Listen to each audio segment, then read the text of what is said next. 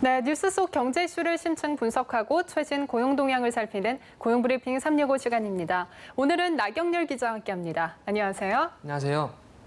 자영업자는 물론 가게마저 빚을 갚지 못하는 경우가 늘고 있다고 합니다. 어찌된 일인지 이슈픽에서 살펴봅니다. 네, 자영업자, 중소기업의 대출 규모가 점차 늘고 있잖아요. 그런데 연체율까지 높아진다고 하니 얼마나 연체가 되고 있는 건가요? 그렇습니다. 금융감독원에 따르면 7월 말 기준 국내은행의 원화대출 연체율은 0.45%를 기록했다고 합니다. 이 같은 수치는 지난해 같은 기간과 비교하면 0.11%포인트가 낮아진 수준인데요.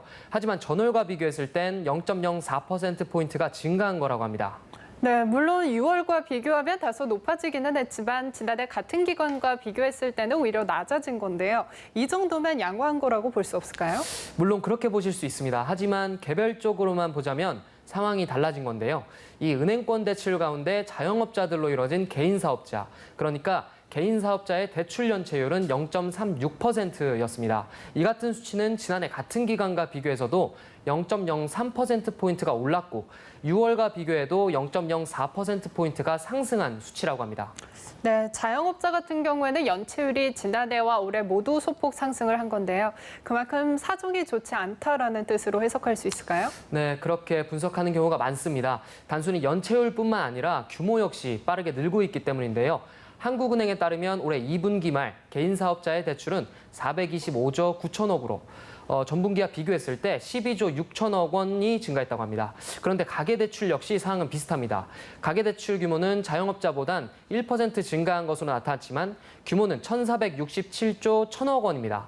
거기에 연체율은 전월에 비해 0.02%가 증가한 것으로 조사됐습니다. 이 중 주택담보대출 연체율은 0.2%로 비슷한 수준을 보였지만 신용대출과 같은 기타 가계대출 연체율은 0.49%로 6월에 비해 0.04%포인트가 증가하며 평균 연체율을 끌어올리는 역할을 했습니다. 네, 자영업자와 가계대출 모두 연체율과 규모가 증가했다는 건 개인의 경제 상황에도 영향이 있다는 거잖아요. 이렇게 빚이 증가하는 가장 주된 원인은 무엇인가요? 네, 이유는 여러 가지가 있습니다. 우선 자영업 대출의 특징을 살펴보겠습니다.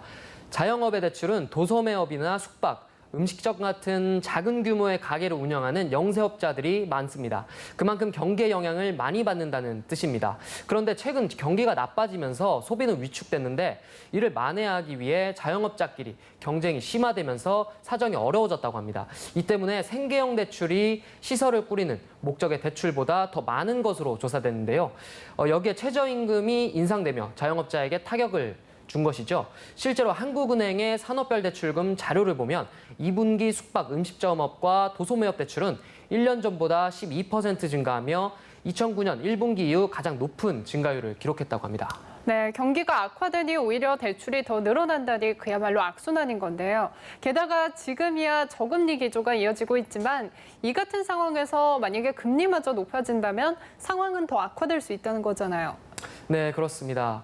개인 사업자 대출 규모를 조사했던 7월만 하더라도 은행의 전체 대출 평균 금리는 전월보다 0.09%포인트 내린 3.4%였습니다. 하지만 지금의 금리는 바닥이라는 관측이 많아서 금리가 오를 가능성도 염두에 둬야 합니다. 이 경우 자영업자들은 소득이 줄어드니 어쩔 수 없이 대출을 갚을 수 없고 경기가 나빠지니 대출을 늘릴 수밖에 없습니다.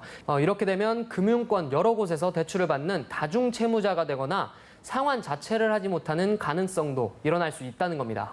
네, 그러니까 그야말로 빚의 늪에서 빠져나올 수 없다는 뜻인데요. 문제는 경기가 나아질 기미가 보이지 않다는 거잖아요. 네, 그렇습니다.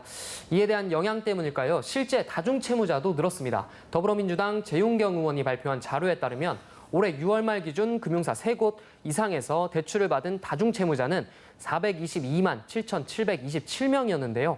2014년 말에는 다중채무자가 351만 1,431명이었으니 5년도 채 안 되는 기간 동안 20.4%가 상승한 셈입니다. 더욱이 다중채무자의 채무 잔액도 508조 9,157억 원으로 2014년 말보다 47.8%가 상승한 추이를 보였습니다. 이 같은 다중채무자의 규모는 부채 위험도에서도 상당히 민감한 자료인데요. 이 같은 다중채무자가 많다는 건 금융권의 시한폭탄도 그만큼 늘어났다는 뜻이기 때문입니다.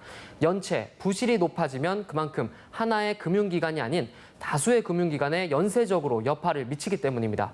이 때문에 경기 활성화와 더불어 자영업자, 가게는 물론 다중채무자에 대한 대출에 대한 관리가 시급하다는 지적이 있습니다. 그렇네요. 경기가 하루빨리 좋아져야 할 텐데 말이죠. 다음은 유용한 경제용어만을 쏙쏙 골라 소개하는 뉴워드 시간이죠. 네, 오늘의 뉴워드는 디폴트입니다. 디폴트란 공사채나 은행 융자와 같은 빚을 더 이상 갚지 못하는 상태를 얘기하는데요. 간단히 말해 채무 불이행 상태를 얘기합니다. 국가의 경우에도 해당합니다. 이 같은 디폴트는 민간 기업에도 해당되지만 국가가 빚을 갚지 못하는 경우에도 쓰입니다. 하지만 기업과 국가 간의 디폴트 원인에는 조금씩 차이가 있는데요. 민간 기업은 매출이 부진하거나 도산 등이 주요 원인이 되지만 국가의 경우엔 이보다 혁명, 전쟁, 내란, 외화의 고갈 등이 디폴트로 향하는 데 큰 영향을 준다고 합니다. 특히 국가와 관련된 디폴트 리스크는 다른 나라에 주는 영향도 막대하기 때문에 아예 한 국가의 디폴트 리스크를 컨트리 리스크로 명명해서 부른다고 합니다. 네, 개인이나 국가나 빚을 갚지 못하면 빚을 진 당사자는 물론이고 돈을 빌려준 상대에게도 큰 영향을 미치죠. 이 때문에 경제 전반적으로 막대한 영향을 미치기도 하는데 대단히 위험한 현상이죠. 네, 그렇습니다. 가장 대표적인 예가 그리스입니다. 그리스의 경우 10년 가까이 디폴트의 위기를 몇 번이나 넘기고 있는데요. 이 때문에 유럽연합의 경제에도 주요한 영향을 미친다는 분석이 많습니다. 그런데 유럽연합의 경제에 영향을 미친다면 그 여파는 미국은 물론 우리나라에까지 미칠 수 있죠. 정부나 이웃국가가 채무기업이나 채무국가의 디폴트를 막기 위해 막대한 재정 투입까지도 불사르는 것이 이 같은 이유 때문입니다. 네, 하지만 디폴트를 막는 데에도 재정의 한계는 있습니다. 막대한 돈을 투입했는데도 빚이 끊임없이 쌓인다면 결국에는 연쇄적으로 주변에 영향을 미칠 수밖에 없겠죠. 현재 우리나라의 대출 상황도 위험합니다. 더욱이 디폴트 위기까지 봉착하게 된다면 이를 막기 위해 혈세가 낭비될 수도 있는데요. 그 전에 정부와 민간은 함께 자영업자와 가게의 연체 원인과 해결책이 무엇인지 정확히 분석해서 위기를 막는 지혜를 제시해야 할 것입니다. 오늘도 나경렬 기자와 함께했습니다. 고맙습니다. 지금까지 고용브리핑 365였습니다.